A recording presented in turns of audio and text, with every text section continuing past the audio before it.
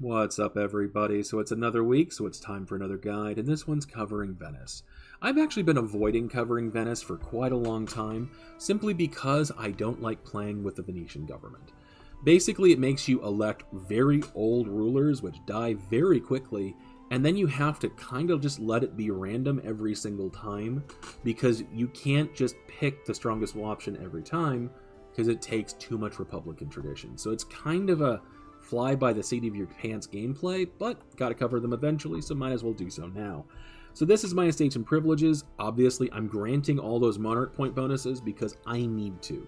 If I can't predict what I'm going to be having, I need to have the monarch points come in some other way, and that's how we're going to have to play this. I do recommend you avoid granting too many privileges to the burghers because you are a merchant republic, you have high trade income, you have centers of trade. These all increase the amount of influence that burghers will have.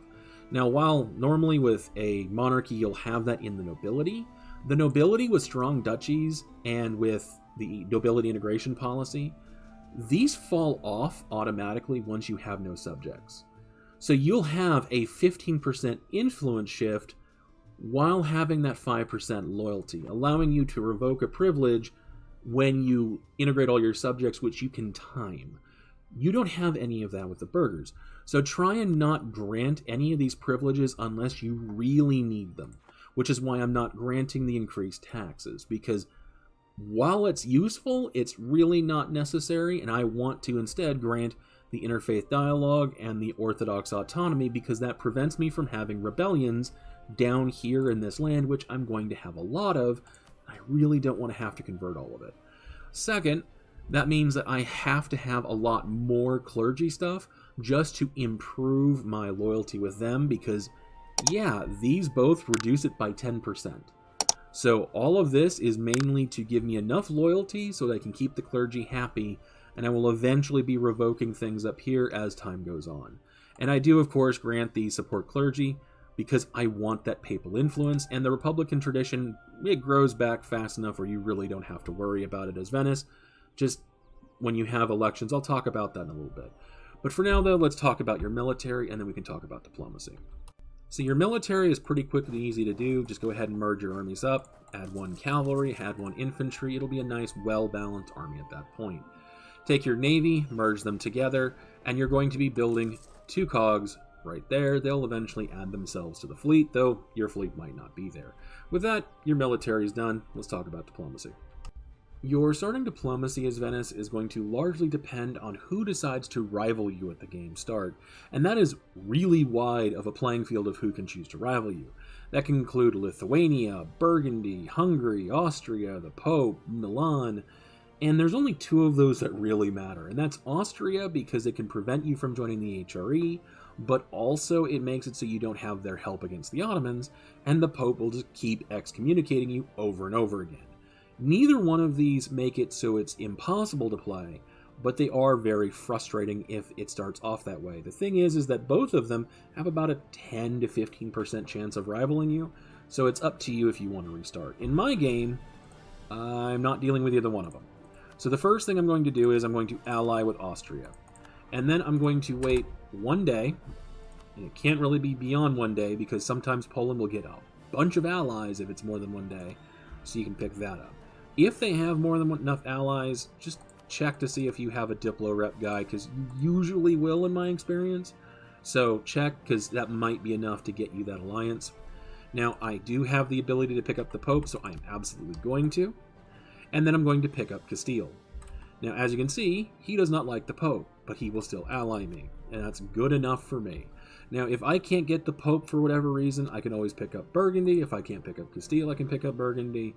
So it's either Burgundy or potentially England, but I would not recommend picking up France because sometimes they are willing to, and if I didn't pick up Castile, they would have been.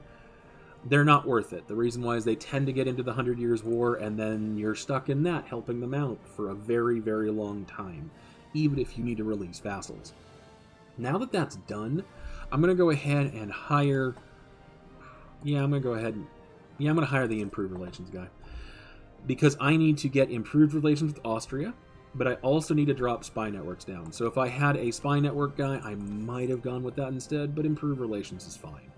First thing I'm going to do is I'm going to dissolve these guarantees with both the Knights and with Albania. Now this should make the Ottomans first, as soon as possible, declare on Albania, because they have cores on both of their provinces.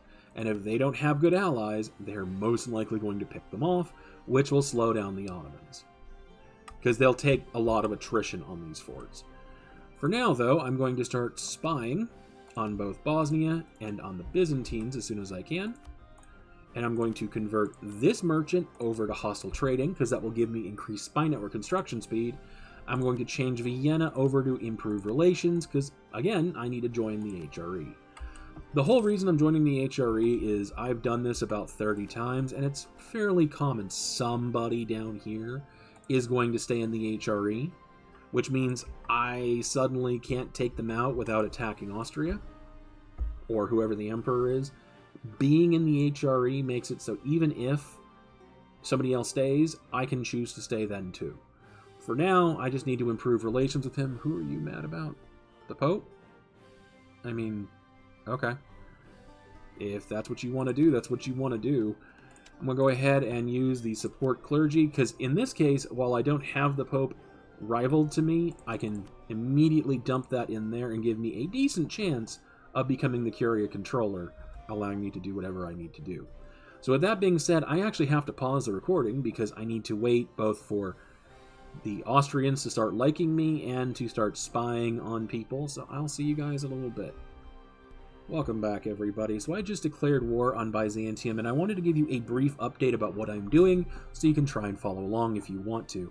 First things first, I did take out burger loans, so I do have 5 1% interest loans, and I'm using that to build up a galley fleet because I'm eventually going to have to fight the Byzantine Navy and the Ottomans to take out Byzantium. But more importantly, you do actually have a choice in who you attack first.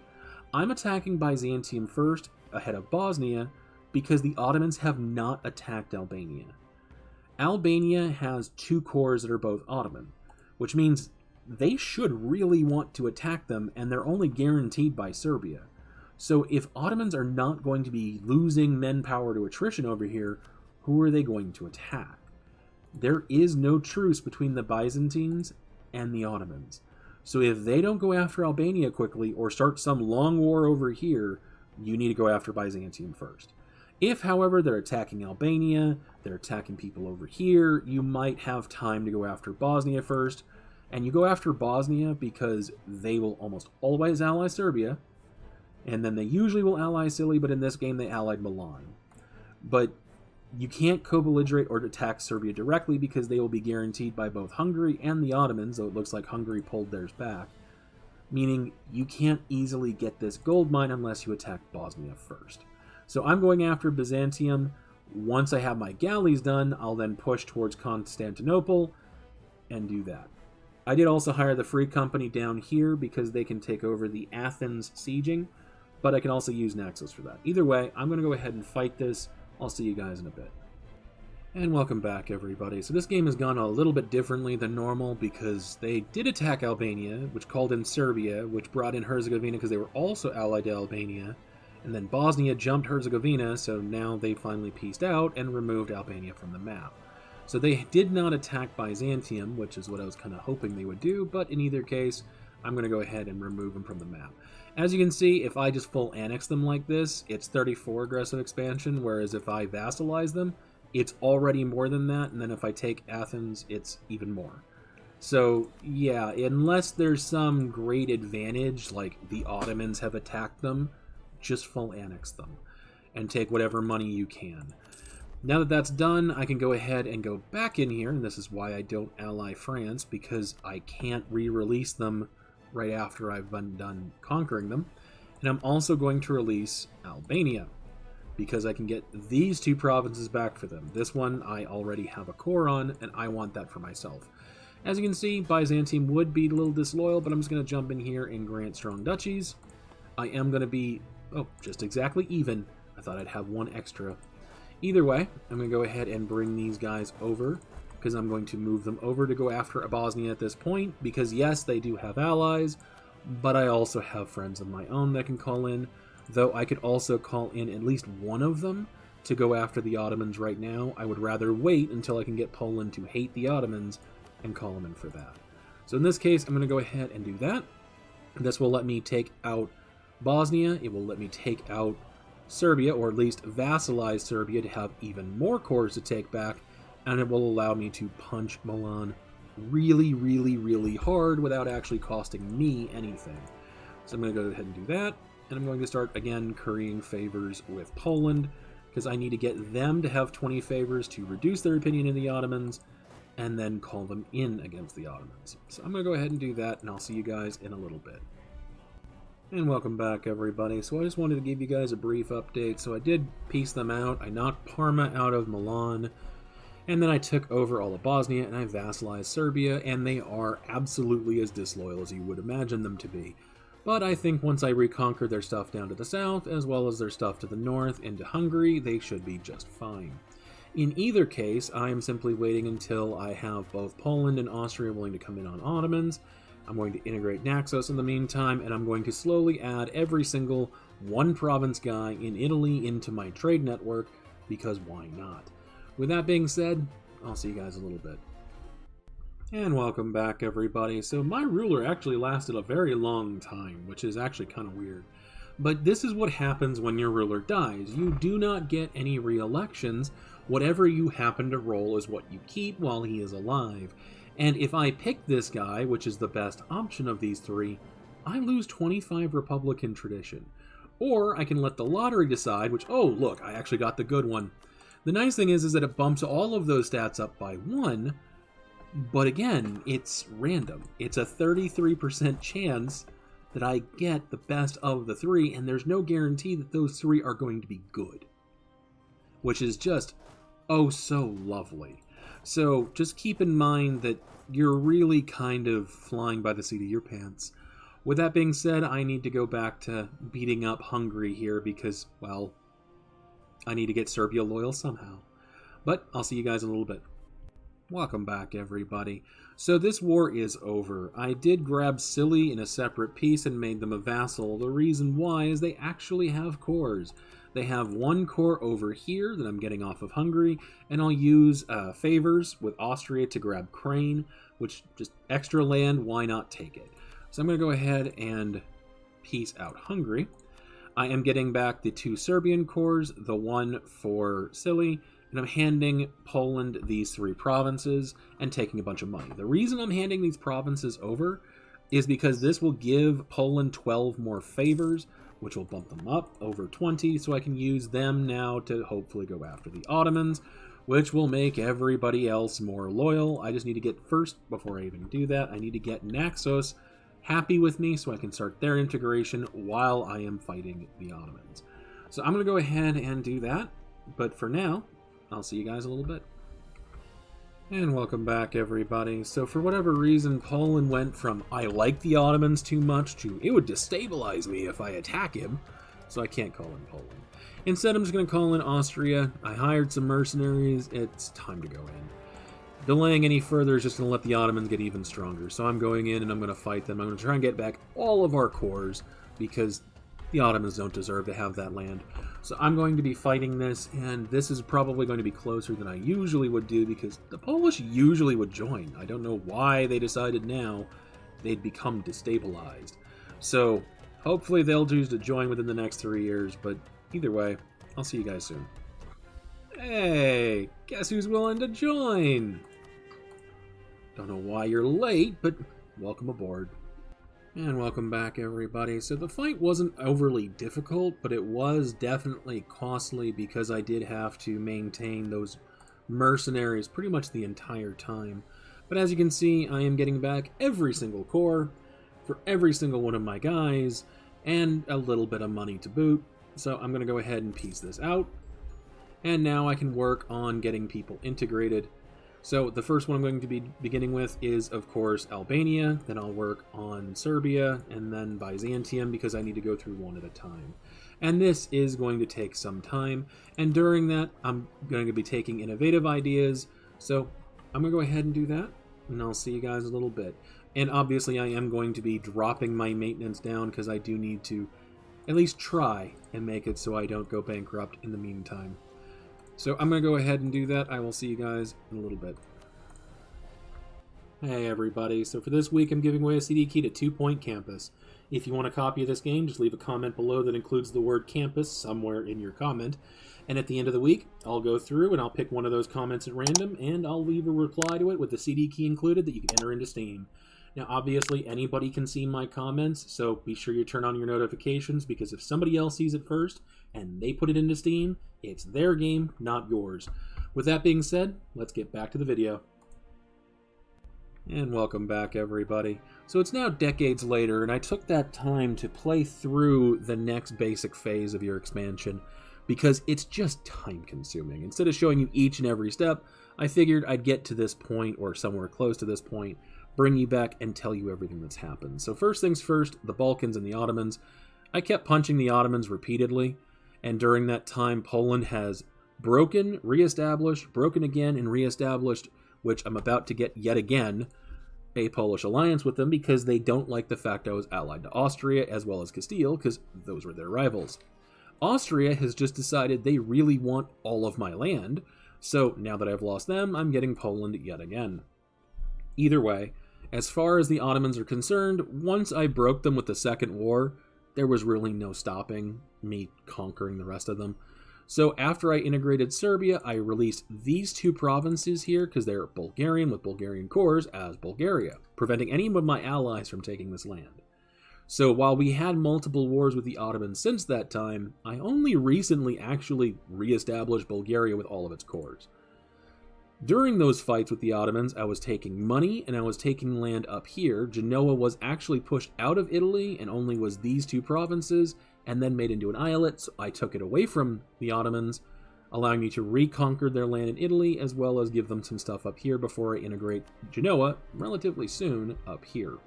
And then I took this straight crossing because eventually the Ottomans will be annihilated in Anatolia, and this will allow me to re-release them and use them as my own subject to take all of this without really fighting a coalition. Now, as far as Italy is concerned, Italy is made up of dozens of small tags. And I mean like 5 provinces or less. Now, those include Florence, Lucca, Siena, etc. All you need to do is let people consolidate and then walk in and shatter a couple of people and you can get some free vassals. For example, the Pope has 3 guys that you can spit out of him for very little. You don't even have to actually attack the Pope directly, you can just do that non-co-belligerated and nobody's going to care, you get no aggressive expansion. All 3 of these guys, once you punch them out of the Pope, are willing to accept a vassalization. So you just get these 3 provinces basically for free. There is no aggressive expansion. And this is in Italy, where you have tons of it. Now, Milan, after I had called in Austria and Poland to fight Bosnia, which they were allied to, the Swiss came in and just crushed them. They were down to like 2 provinces, they ended up losing this one later, and they were the ones that actually finished off Genoa here. I came back in, took Genoa's land back, conquered them and re-released them so I can take their land back, and this is why I stayed in the Empire, because I might need to fight somebody in the Empire. Now I don't have to worry about people getting involved, because now it's just whoever the Swiss are allied to, even though, yes, that is going to be kind of annoying. But either way, that's how you handle Italy. For the most part, these guys are willing to accept vassalizations without a whole lot of problems. As you can see, even here, Modena, which I released a long time ago, still completely chill with me just vassalizing them at this point. Ferrara, they don't like me, but if I got them to like me, they would also take a vassalization, allowing me to get most of northern Italy without any difficulty. So at this point, I need to finish consolidating Italy, and then I can bring you guys back. So I will see you guys in a little bit. Welcome back, everybody. So it's been a couple of decades, but I had to fight France twice and Austria once in order to consolidate northern Italy. And as you can see, France and Austria are kind of having really good games. They even have some really strong ideas to boot, so they're just been slightly annoying. But either way, now that it's been consolidated, I can talk about the next steps, because I am still Venice. I am able to form Italy, but I am remaining Venice, and the reason why is because there's 2 missions in their tree that I want to have. The first one is Plague Doctor training. This simply makes it so I will have less of those plague disaster events where I have to shut down the ports, so I stop losing trade goods and I keep more money flowing, which love to have it just by waiting a little bit. The other one is going down this mission tree, because to get to here, it makes you then, first after you consolidate northern Italy, you'll get claims on the Tyrol area, right here. And if you can get those 5 provinces, it will give you a subjugation CB on Austria. You won't get this elsewhere. Now, in this game, given Austria's size, I'm not going to be able to keep them loyal anyway. So in this point, I probably would just flip to Italy or into Byzantium, take a Hungarian province over here because it'll have a Hungarian core that I can reconquer, and then reach through Savoy's land up here to the Burgundian area that has Burgundy cores, release them, and reconquer their stuff as well. And then anything that's left, I would go for the subjugation, or I just simply come up here, get some Bohemian cores, reconquer, etc., until there's nothing left except for Austria proper that I can just straight conquer whenever I want. But that's how I would handle Austria now, and as far as France is concerned, we still have Provence, and then we have Toulouse, and then we have Gascony still, so there is still the same way you can move through France and get up into that area. And I'm basically ready to do the exact same thing down here in Anatolia. I've just been so busy trying to consolidate northern Italy, I haven't been able to move down here. And I have these cores that won't expire, so whenever I'm ready, I can start running in and burning all of this down. And the Mamluks are just going to get weaker. The longer this game goes, the weaker the Mamluks become, because you are Western tech and they are not. So take your time with Anatolia and then whittle down France and Austria. Pick whichever one you think is going to be an easier fight. In this case, I probably would go after France first, get them weakened and use their power base to increase my own, so I can go after Austria and then rip them apart, at least especially once the League War starts, because once that's in effect, I can walk in and then really start pummeling them whenever I want to, probably get my provinces, and then before it's even over, go back in to retake and reconquest all of their stuff. So that is what the next phase would be if I was playing through it. Sorry about not being able to play through it, it's just I know I have work in about 8 hours.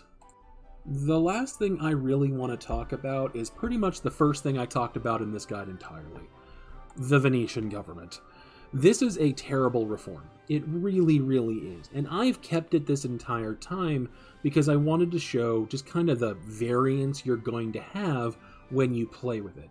You can take the first 50 government reform you have and flip to noble elite and just have normal election cycles, have good army tradition, and be perfectly fine. You take another 50 after that and go civic republicanism and have shorter election terms and have more monarch points long term than if you stay the Venetian government, because you can predict what you're going to have. You can't do that with the Venetian government. And I think the best way to show you that is right here. These are my previous rulers, and this is my current guy. My current guy is really good. But if you look in here, there were times I had 3-1-2s for a while. 14 years worth of a while. And if you are having those kinds of rulers where you're having long stretches of no military points, it's hard to pick up a military idea. So while normally I might go innovative in quality to have myself a lot of infantry combat ability, I didn't have the capacity to easily do that.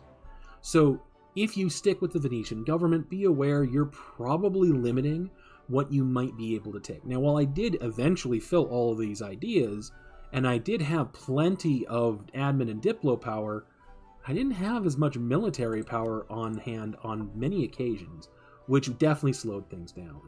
That being said, if you are going to be stubborn like me and keep the Venetian government, despite it being probably not the best choice, you're going to have to deal with finding points elsewhere. Good ways to do that is through innovative and then espionage and administrative, because this one will give you 20% advisor cost. The policy for espionage and admin is 20% more advisor cost reduction. Then you have the privileges here that give another 15%, meaning My advisors are fairly cheap, and then once I can, I'll pick up mercenary ideas, because this, with innovative, makes it get really cheap and have really cheap military tech, because it'll drop another 20%, 10% here, and then another 10% in the policy. But then I can pick up influence ideas, and with mercenary influence, you can end as Venice, get the achievement done for Venetian Sea pretty easily. So I'm going to go ahead and just take a brief kind of moment to talk about how to do that. And welcome back, everybody. To make my life easier, I just booted up a non-Iron Man save, but you can do this in Iron Man and it will still work. So the Venetian Sea just requires you to have 3 requirements met at the same time. First, you have to have 50% or more trade power in the Constantinople trade node. You have to have 50% or more trade power in the Alexandria trade node. And lastly, you have to have less than 10 provinces. Because having that trade node power as Venice, not really that difficult if you didn't have that last little, you can't be a large empire. But obviously, it's going to be very difficult for you to keep under 10 provinces while taking on people like the Mamluks or the Ottomans, especially since you start off with more than 10 provinces in total. So how do you handle this? Well, basically you used to have to handle this by using vassals, and you had to use trade ports to release provinces. So I've already released Corfu here, because I can't release Corfu, in the Ragusa trade node. So I can go and release another one here in Constantinople, and what this happens is they just join my trade league, giving me half of their trade power, which is great. That is a very decent way to get yourself towards that 50%. The problem is, as you can see here, since this province is in the Ragusa trade node, I can't create another one. You can only create one of these trade provinces per trade node.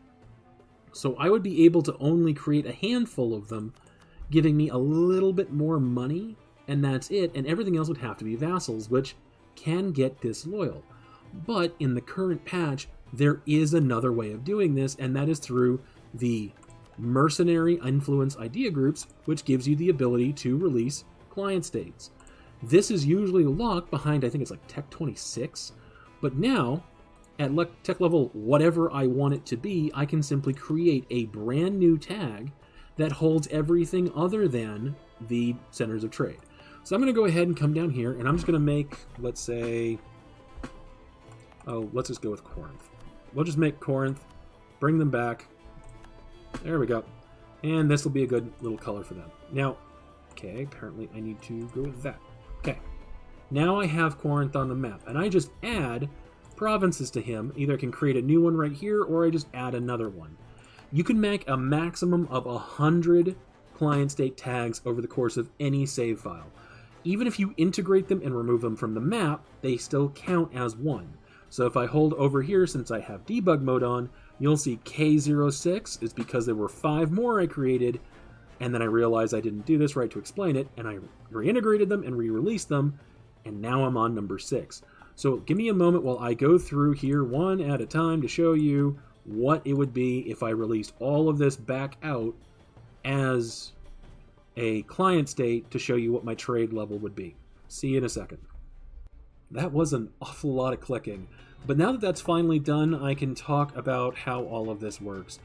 Before I get to the actual results, though, I do want to point something else out that I forgot to talk about, and I realized after I was doing a lot of the clicking, you cannot create a client state in an overseas province.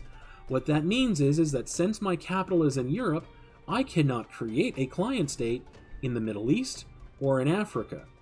But I can do so either adding it to one of them that already exists, or creating a brand new one if it borders a client state.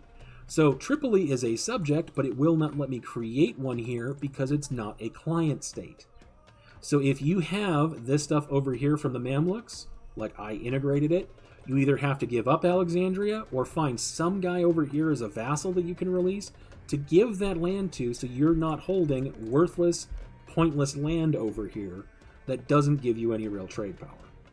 Now, in this case, I could just drop a single trading city, but again, if I had these other 3 provinces, that's 3 provinces of my 10, which prevents me from having the actual centers of trade, which is not good. But in this case, now I am down to exactly 10 provinces. I have 3 up here in the Constantinople node, I have 4 right here in the Cairo node, and I have Venice. So if I wanted to give up this one, which does not have a trading center, that's fine. But, as you can see, he is disloyal. He is very disloyal. He is not going to become loyal. But by doing this, I'm able to unpause, let the monthly tick happen, which will read that I have over 50% trade power in both of these nodes, allowing me to get the mission, the achievement completed, and then I Alt F4 and I can reload my game before it saves, allowing me to have the achievement and keep playing where I didn't create this guy. And as I said before, or kind of hinted at before, you can create multiple of these if you really want to, but it really doesn't matter. It still takes up a Diplo slot. You're still going to have them become disloyal because they can consider all of each other's strength against you, so they're going to be disloyal. It'll just be 100 of them, not one guy. Either way, doesn't really matter that much, but this is how you can quickly get this achievement in the current patch.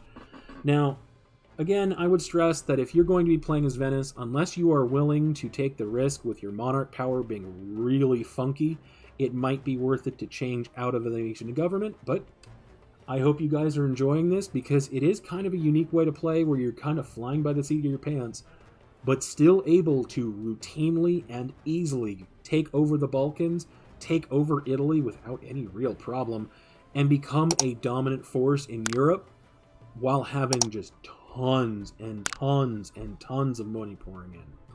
But with that, that is the guide. I hope you guys enjoyed this.